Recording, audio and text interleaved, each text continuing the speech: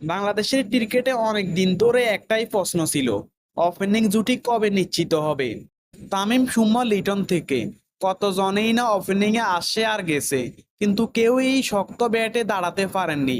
Bangladesh cricket খুঁজে এসেছিল একটি ওপেনিং এর শক্ত জুটি। তবে এখন সময় এসেছে, সময় বদলেছে। এখন আমাদের আছে তামিম ও ইমন।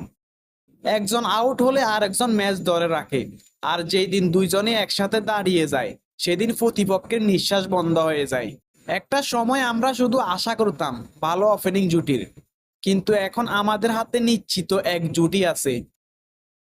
এরা শুধু ব্যাট হাতে নামে না, মাঠে নামে আগুন ধরাতে। দুইজনই তরুণ, দুইজনই বিশ্ব চ্যাম্পিয়ন। প্রতিপক্ষের চোখে চোখ রেখে তাদেরকে হারানোর সাহস রাখে ইমন তামিমরা।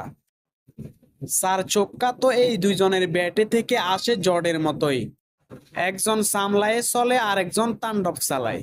আর যেদিন দুইজনই একসাথে দাঁড়িয়ে যায় সেদিন প্রতিপক্ষের বোলাররা শুধু মাথা নিচু করে দাঁড়িয়ে থাকে। আগে বাংলাদেশ ওপেনিং এর ভরসা খুঁজতো, এখন সেটা নিশ্চিত।